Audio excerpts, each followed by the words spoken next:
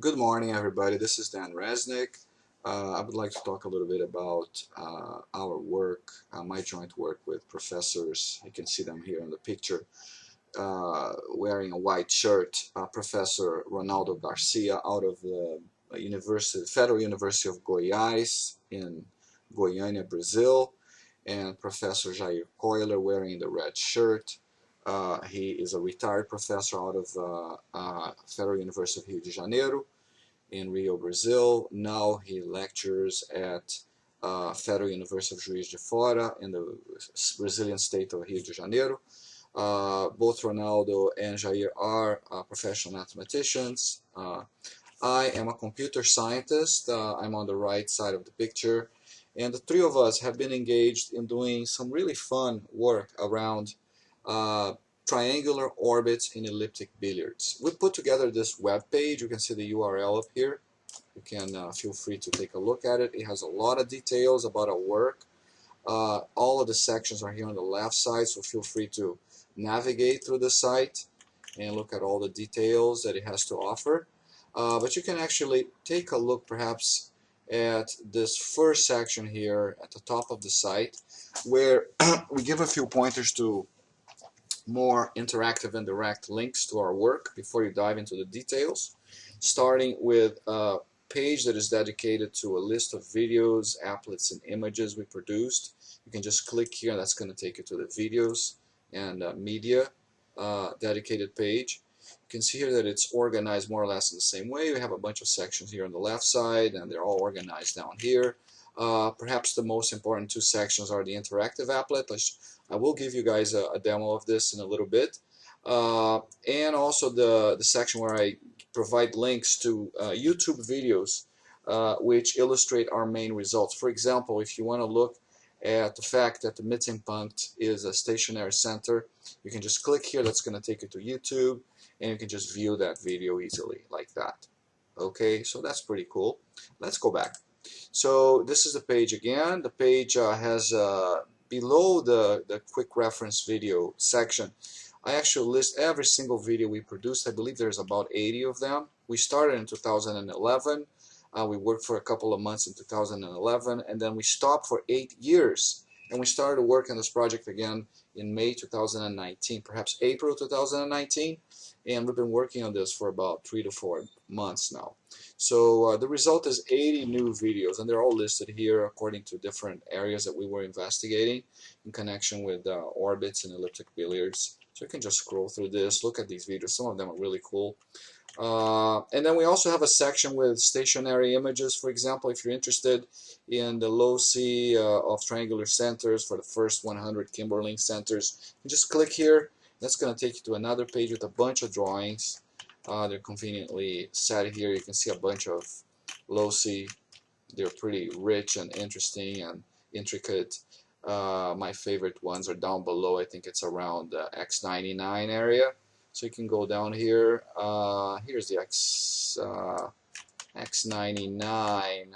There it is. That's 98 is pretty interesting too. These loci are pretty non-trivial. And here's the X99, which is my favorite, all the way down to the X100. We took the first 100 points in Kimberling's list. So you come back. We also have a section with a bunch of interactive applets. Most of them are developed in Wolfram Mathematica, so they're not very fast, but they work. You can just click on any one of these and take a look at what they're doing. For example, let's just try one here. Gosh, let's go for this one. Points on the X9 centered circumellipse. So let's see if this thing works. It's thinking. Hope it does something. It might not. Let's do a refresh. Looks like this one is dead. Let's go back to another one. Let's see if another one might work here. Let's just take bouncing rays. Let's take this one. Let's see what this one does. Yeah, this one is still working. So yeah, some of them might be dead. I have to do a refresh, but what you can do is you can just wait for them to load, and you can interact with various aspects of the billiard. So for example, I have 34 rays here. If I reduce it to 33, it should do something. If I reduce it to 5, it should do something. So this thing is alive, okay? I can change T here, so it's at 30 degrees. It's the position of this point. I can go over here and say, oh, I want this point now to be at not 30 degrees, but 40 degrees. So I just click here. Now, when you export these things as a web app on Wolfram Mathematica, they're not interactive. It's much better to export them in a different format called CDF, and I'll do a demo about those later. But the main message being that you do have these interactive applets here. There's one interactive applet that I did using a different technology that I'm going to be demonstrating to you guys, and it's up here. It's this one. But let's go back to our original page, because there's a pointer to it there as well. So we go back here. There's a page. Now, at the top of this page, you do have this gallery of videos, applets, and images. You have a pointer to the interactive applet, which we'll be demonstrating shortly. Then you have a pretty important event for me here, which was my talk at the Math Institute in Rio de Janeiro, Brazil on July 29, 2019. It's a YouTube video. You can just click here. It's going to take you to my video. Let's see, right now I have 700 views. That's cool. I'm trying to hit 1,000. I hope we do. But the cool thing here is that we did add some English subtitles. You probably need, if you want to watch this and you don't speak Portuguese, because the talk is in Portuguese, you'll have to enable them just by hitting here and going into subtitles, and you go English, and you can just watch the video. Okay. So yeah, that's cool. Let's go back to the page. All right. So it's there. You can also look at the slides that we use for that talk. It's a PDF file. You're welcome to go there. And then more recently, we've been working on this draft for a mathematical magazine journal called the Mathematical Intelligencer. So we're also providing the PDF to our draft. There's a lot of, so this is formatted in a more mathematical, let's say, organized and disciplined way, where we have to really go scientifically over all the topics. There's more of an equation kind of approach to this, more algebraic. Lots of pictures. You're welcome to take a look at this. We poured at least 200 hours into producing this paper with LaTeX. Okay, so we go back here. All right, so the last thing I want to do on this video, so that it's not a very long one, is to demonstrate to you guys this p5.js, this JavaScript applet that you can just get to by clicking here. All right. So what is this applet all about? You can see here that it starts with, so it works on any browser. It starts with a drawing of a, let's just click here so it stops, of an elliptic billiard. We're using an aspect ratio that we typically use, which is the major semi-axis divided by the minor semi-axis is 1.5, 3 halves. We're going to be adding soon control so we can change this aspect ratio, but right now we're stuck with 1.5. 1.5 is good because it's not very wide, it's not very circular, and a lot of the phenomena are borne out by this aspect ratio. So what can you do with this particular applet? You can just click here to watch how a n=3 orbit moves around in the elliptic billiard. What is this orbit all about? Basically, you can think of an orbit as the trajectory of a point mass that you might shoot from a starting location. Let's take this red dot here as a starting location, and you're going to shoot it toward the boundary of this billiard in such a way and from such a position, such an angle with respect to the normal. These little segments here represent the normals. Notice how they bisect the angles of the triangle, such a way that if there's an elastic collision here, this thing is going to continue on and continue on and continue on forever. Now there's a whole family of these n=3 trajectories, these triangular trajectories, and you're looking at them now. Every point on the boundary is associated with a particular starting or shooting direction with respect to its normal, in such a way that you can close the trajectory. Okay, so this applet is geared at viewing these nice triangular orbits. I'll do other applets where you can view more characteristics of trajectories in general, in particular those that do not close or have a different number of polygonal sides. All right, now what is this applet all about? You're welcome to just either type in this URL or go back to my page and get the link to get to this. This applet does the following thing. First of all, it shows one of our most surprising observations, that if you calculate something called the Mitten Point, okay, the middle point of a triangle represented by this code X9. So let me tell you guys a little bit about what these codes are all about. There's an encyclopedia of triangular centers called ETC. Here's the link for it, where 40,000 triangular centers are listed. We're going to be focusing on part 1 that has 1,000 of these triangular centers listed, but in particular the first few ones perhaps. So we're already on part 1. Let's scroll down and get to X1.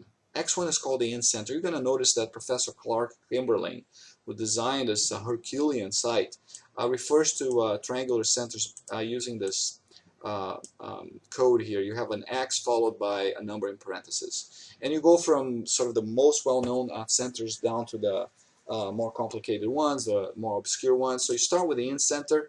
A center is typically described by trilinear or barycentric coordinates. You can look this up. Okay, I highly recommend you guys take a look at Math World. You know, if you go to Math World, you say, okay, I'm looking for trilinear coordinates. Trilinear coordinates. You go in here, and you're going to get a link from Wikipedia, but you get a slightly more refined one out of Math World, and you can see what trilinear coordinates are. There are these, they're represented as 3 numbers. You have these colons in between. They're homogeneous coordinates. Their values are all the same up to a constant. If you multiply everybody by mu, you get the same number, alpha, beta, gamma. So I highly recommend you guys rely heavily on the Math World site to learn more details about triangles and geometry. I love this site. So you go back here, right? And we're talking about X9. So X9 is the 9th point on the ETC. Let's take a look at what that is. So I'm going to say search for X9. What is X9? I've got to go down a little bit. So it's going to be here. All right. So X9 is called the Mitten Punkt. It's a German word. It means middles point. And the trilinears are here. The barycentrics are down here. And you often have sort of alternate ways to represent them, either as trilinears and barycentrics, owing to the fact that you can always transform little a, little b, little c, which are the triangle sides, via cosine law or the law of cosines or the law of sines. You can transform them out into things that are expressed in terms of the angles of a triangle. Big A, big B, and big C. So big A, big B, big C represent angles, and the lowercase counterparts represent side lengths. Okay, so ETC is totally a place that you need to check out and learn about triangles and stuff. So let's go back to our main app here. So what you can do with this app is you can basically click in this area here and have this family sort of slide through in front of you. There's no real rotational motion. This is just a way for us to examine something that is happening at a higher dimensional space. Specifically, we have a family of triangular orbits. So we're just looking at this family right now. We're just using this movement, this motion, so that we can cut this higher dimensional space in slices. Okay, now you can, first of all, as I said before, notice that we're bisecting the normals here. Normals are bisecting the edges of this trajectory because bounces are symmetric, and that the Mitten Punkt is stationary. Okay, now how is the Mitten Punkt calculated? You basically, what you do is you draw something called the X circles of a triangle. First we draw the X centers of a triangle. So let's go ahead and draw them. So what is the Accentual Triangle? The Accentual Triangle is a largish triangle, okay, that can be computed by taking each one of these bisectors and taking their perpendiculars and intersecting the perpendiculars to the bisectors. Okay, now because this trajectory is defined in terms of these normals of the ellipse, these perpendiculars will be tangent to the elliptic billiard. You can see here. And when you meet these 3 perpendiculars, they meet at points known as the X centers. All right. Now these are defined independent of billiards. They are valid for any triangle, but in the case of an elliptic orbit, they're going to be tangent to the billiard. All right. Very good. So let's stop this motion here.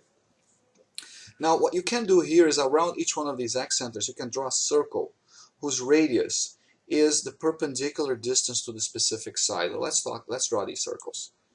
So I'm drawing the 3 circles now. you can see that they touch the sides of the triangle at the closest point. So if you can think of this as dropping a perpendicular, which I'm not showing here, and I could do this in a further demo. But if you drop a perpendicular to each one of the sides, these they will define a radius around which you can draw a circle, and these are the X circles. These again are defined for any triangle, but they have a very magical property when you marry them to the elliptic billiard. And what is that property? First of all, these orbits are tangent to something called a caustic. Let's go ahead and draw this caustic.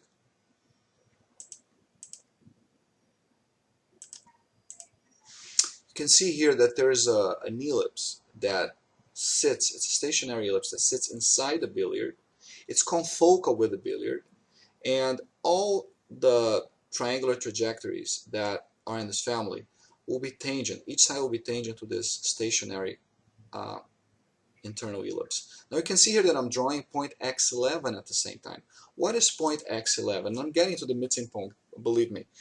Point x11 is called the Feuerbach point. Okay, the Feuerbach point is a point of tangency between two objects that you can associate with a triangle. If I draw the incircle for the triangle, which is this green circle here, which is that one circle that has 3 contact points, and it's the largest circle that you can inscribe in a triangle. Right here's the center. The center is at a point called the incenter. If you draw this incircle and you draw the 9-point circle of this triangle, also known as the Euler circle, they will meet at a single point called Feuerbach point, which Kimberlin calls x11. All right. Now, if I let this thing roll, you're going to see one first magical property, which is that the Feuerbach point, the single point of contact of the incircle with the 9-point center, 9-point circle, sweep the caustic. Now this is pretty magic. All right. Now let's go back to the Mitten Point. Okay. Now let me turn off the incircle, the 9-point circle, and the caustic, which is the locus of x11, the Feuerbach. Okay. Let's clean this up. All right. Now we're talking about the Mitten Point and the X circles. Let's go ahead now and show you guys how the Mitten Point is constructed. What you want to do is you want to draw a line from each one of the X centers passing to the midpoint of each side. Okay, and that's it.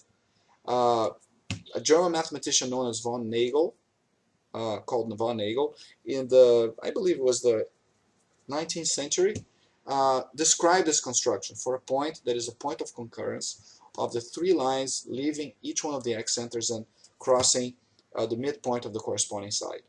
It just so happens that if you draw these here, you can see here I'm drawing a red line from an X center passing through the midpoint of a side, and it automatically cuts through the center of the billiard. There's this beautiful property, this conservation property, that the Mitten Point constructed in the way we just described, passing through the midpoints of the sides, is stationary. Now this is pretty amazing. All right. So this is one of the first properties that we see here. What else can you do with this applet? Let's go ahead and turn off the X circles, the Accentual Triangle, and the lines. Okay. What else can you do with this applet? You can, for example, watch the locus of the incenter. So I told you the incenter is that center of the incircle, right? There it is. It describes this beautiful elliptic trajectory, right? And this is how we started with this work in 2011. Was we drew the family of orbits in the video, and then we drew its incenter, and then we started to just observe what the locus of that x1 incenter triangular center was going to do. And what it did was it followed an ellipse. Okay, now surprisingly, if I take the points of contact of the circle with the triangle, okay, these 3 points of contact, they form something known as the in-touch triangle. Okay, so this is called the in-touch triangle. It's a triangle defined by the 3 points of contact. If I draw their locus, you're going to see that their locus is not elliptic. All right, so for example, let me stop drawing while this thing is moving the locus of x1, so the drawing looks a little cleaner. Let's take the incircle out as well. You can see here that the locus of the 3 points of contact is a curve with 2 lobes. All right. Now, Zeus Theorem says that if you can draw a line through a curve and you count the number of intersections, you can probably imagine here if I drew a line passing through the center here, but cutting this in 1, 2, 3, 4, 5, I can manage to cut this locus in 6 points, which means that this locus is at least a sextic. Okay, its degree is at least 6 by the Zeus theorem, because the order of the curve is going to be given by the product of the two orders. So a line has order 1, and I'm getting 6 intersections, so 1 times 6 means 6. Very well. So this is pretty cool. This is how we started, right? So we got this obviously non-elliptic locus, and another one, the x1 locus, which has been proven actually to be perfectly elliptic. All right, this is all good. So let's go ahead and turn off this and turn this off as well. Let's go back to this elliptic locus. I can go back and draw as well x2. x2 is a centroid or barycenter. It also has a provably elliptic locus. I can turn on x3, which is a circumcenter. Circumcenter is a center of the circumscribed circle. Let's draw it. Here's a circumcircle. Okay, so if I draw the circumcircle along with its center, which is x3, x3 also goes around in an elliptic locus. Okay, now let's go ahead and turn off the circumcircle. Let's turn off x3. Let's turn off x2. Let's now look at another interesting object called the orthocenter. The orthocenter is where the 3 altitudes not drawn here of the triangle meet, right? Now this guy here is pretty interesting. It also is elliptic, okay, but it has a very interesting property. It signals to us if it's outside the billiard. Right now it's outside the billiard, whether the orbit is an obtuse triangle, or when it re-enters the billiard right here, if the orbit is a right triangle, and when it's inside the billiard, whether the orbit is an acute triangle. So you have these passages from obtuse to acute, which are pretty nice. Okay, now if I change the aspect ratio of the billiard, I can make this locus fit entirely inside of the billiard. In fact, I think below aspect, right now we're at 1.5. If I take it down to 1.35 or below, okay, the orange locus is going to shrink into becoming smaller than the billiard, and you never get obtuse orbits. But here you have a mixture of obtuse going through a right triangle, through acute, is isosceles, through obtuse. So you have 3 isosceles points for these orbits. Here's one of them, right? The orbit is isosceles here, obtuse isosceles, and then the orbit is going to become acute isosceles. The cool thing is, if you draw the circumcenter, it has a very similar property. When the circumcenter is outside of the triangle, right here, you can see that the triangle is about to become obtuse. So now it's obtuse because the circumcenter lies outside of the triangle. It's going to come back to it pretty soon. Okay, so you can see that these two here are signals of whether the triangle is an acute or obtuse triangle. Okay, so you can do this. Okay, so we've looked at a few of these centers. We can look at a few more. This guy here is the center of the 9-point circle. It's already been proven to be elliptic as well. Let's take a look at it, and let's draw the 9-point circle so we can see it's at center. See here, I'm drawing the 9-point circle. What is a 9-point circle? Just to recap, it's a circle which passes through 9 points. You can just infer 3 of them here. The midpoints of the triangle. If I draw the medial triangle, you can see here these are the midpoints of the triangle, of the sides of the triangle. You have a circle that passes through these 3 points. If you define 3 points, you define a circle. Okay. Now the cool thing about this guy is that it passes through 6 other points, not shown here. What are these other 6 points? They are the feet of the altitudes. How do I know where the feet of the altitudes are? Let's go ahead and draw the orthic triangle. Here's the orthic triangle. Okay. Now the orthic triangle vertices are feet of altitudes. Now let me explain this to you guys more carefully. Okay. Let's take this locus out. Let's take the locus of the circle 9 points out, and let's just keep the circle in there. Okay. So what's going on here? The orange triangle is known as the orthic triangle. The orthic triangle is pretty nonlinear in the following way. two of its vertices are going to lie outside of the triangle if the triangle is obtuse. When the triangle is not obtuse, all three vertices lie on the sides. Okay, and they lie at the feet of the altitudes. So if I draw an altitude, what is an altitude? If I take a vertex and I drop a perpendicular to the opposing side, this guy is the foot of an altitude. The orthic is precisely defined by the feet of these altitudes. Okay, you can see here a pretty interesting phenomenon.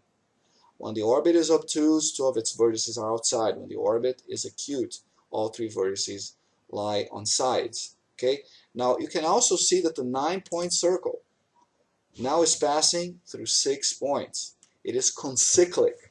Okay, these 6 points are concyclic, meaning that they lie on a single circle. As we said before, a circle is defined by only 3 points. When you say 6 points are concyclic, you are over-determining a circle. But it's also a pretty interesting geometrical phenomenon that this is the case, right?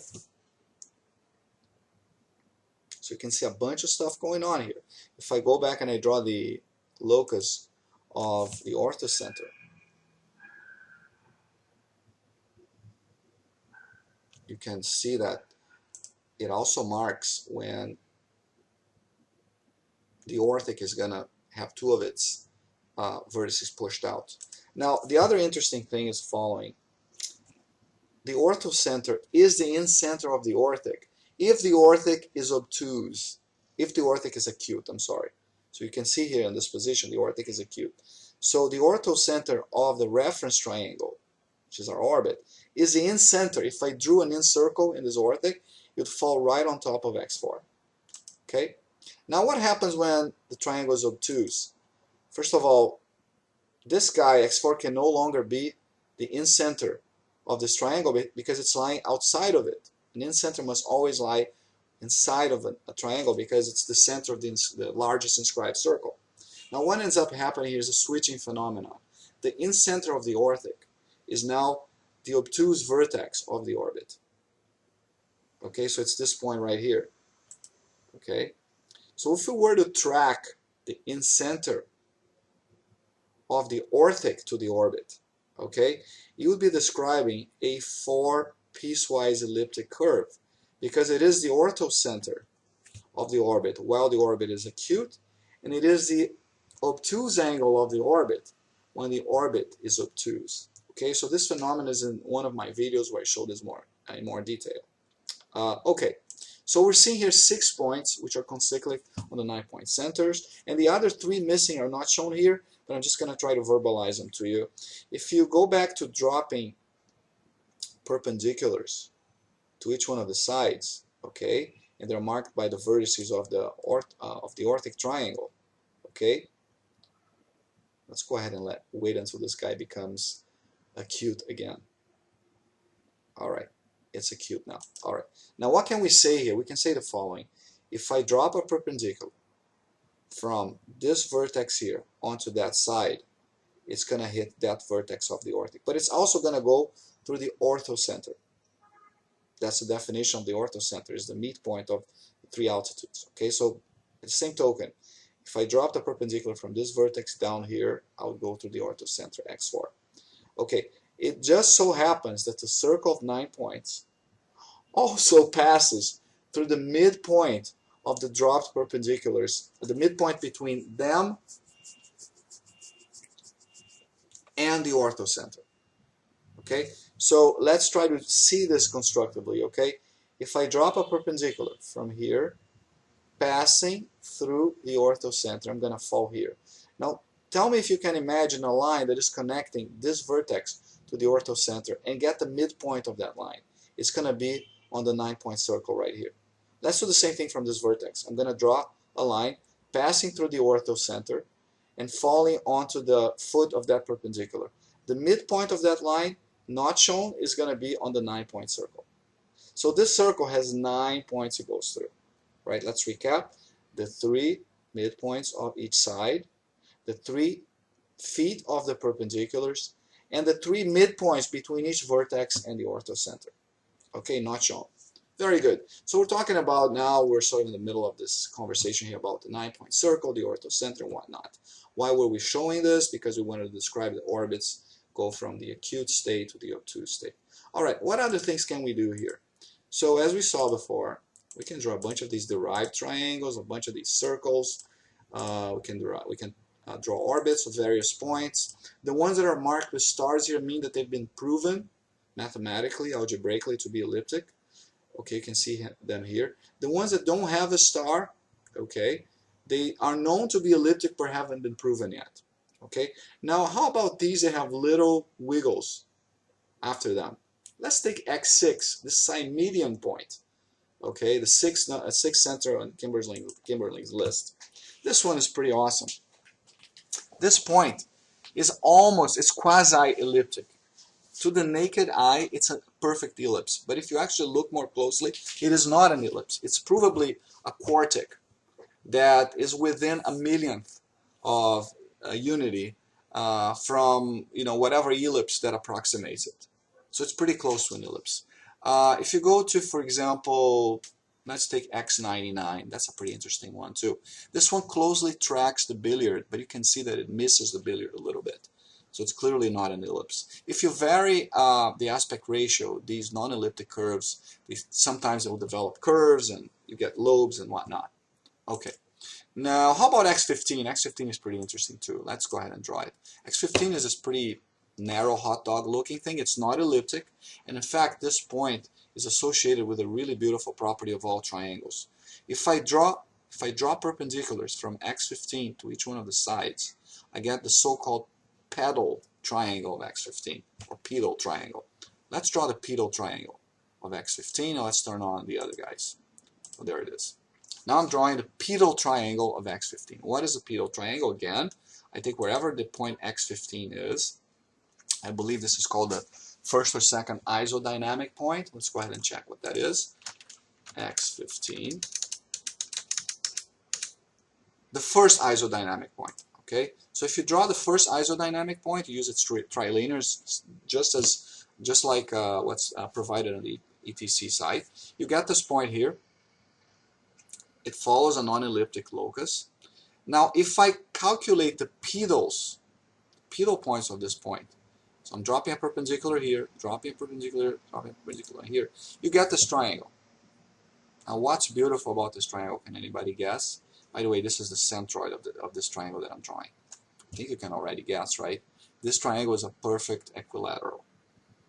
Okay, now you get the same effect, I believe, from X13 and X14. If you draw the pedal triangles for X13 and X14, you get the same effect. But one of the consequences of that is X15 is not an ellipse. Okay, the locus of the generator of this pedal triangle is not an ellipse. Very good.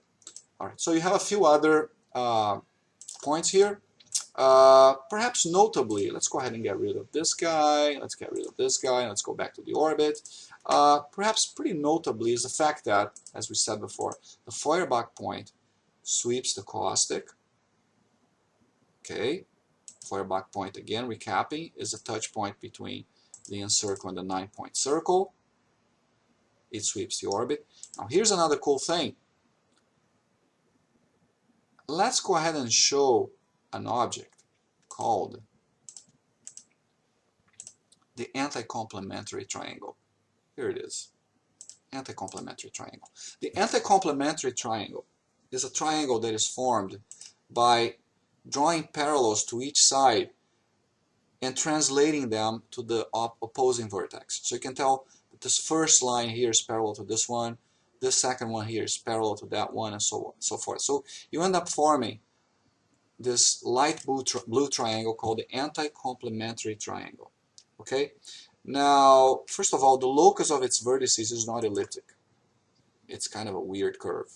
You can see here that it has these these concavities, actually. The curvature changes sign, right?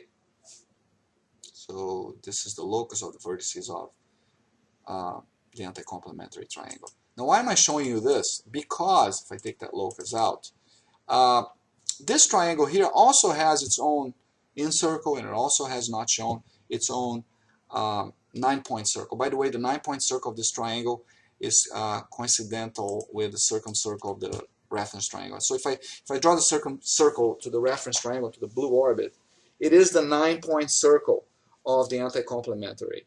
One of the ways you can tell this already is that it's going through the midpoints of each one of these sides. The midpoints of the anti-complementary triangle are the reference triangle, are the orbit. Okay, so the orbit is the medial triangle of its anti-complementary.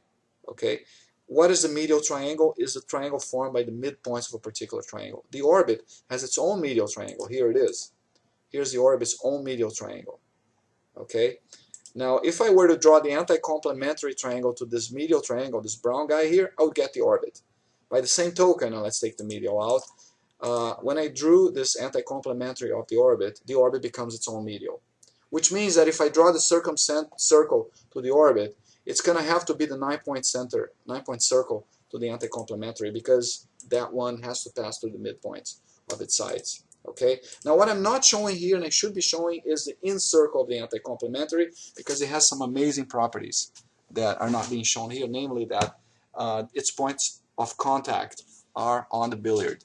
So the 3 points of contact not shown here are this one, and this one. But I'm going to show this in a further video. I'll add this to the app. So we're talking about the anti-complementary for the following reason. Let's take the circumcircle out. I wanted to show, by the same way that I can compute the Feuerbach of the reference triangle, I can compute the Feuerbach point of the anti-complementary triangle. And that's called by Kimberlin X100. Okay? Now, what is amazing about X100 is that it somehow sweeps the billiard. Okay? You can see that there.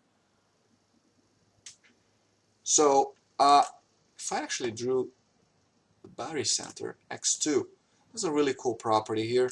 All triangular points in the anti-complementary triangle are related to the reference triangle by reflecting them across the barycenter, multiplying it by 2. So if I take this X11 and reflect across X2, I get X100, and this distance here is twice the distance from X2 to X100 to X11, and they are collinear, right? These 3 points are always collinear.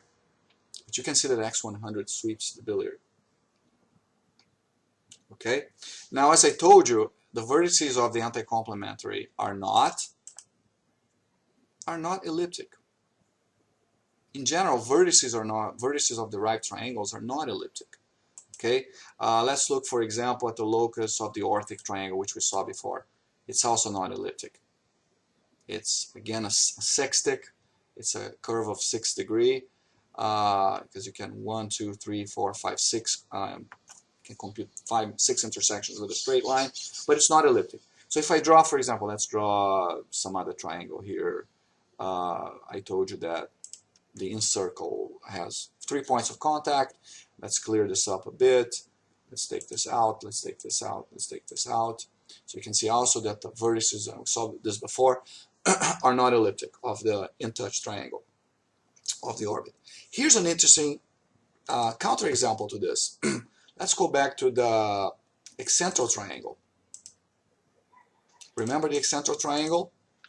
Let's take these guys out now.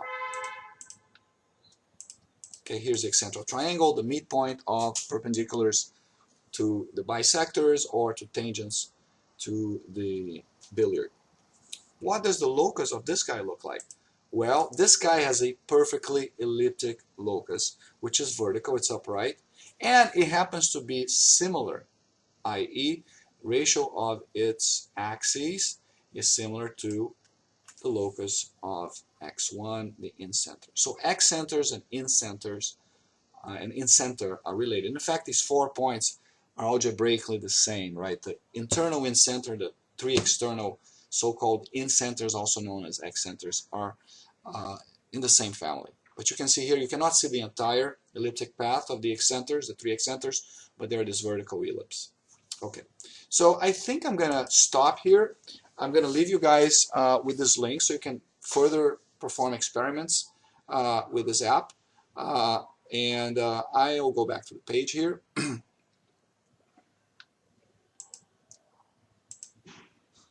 And I will thank you guys very much for your attention.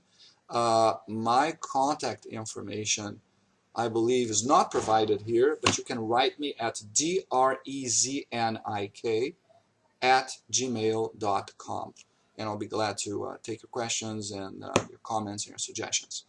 Thank you very much.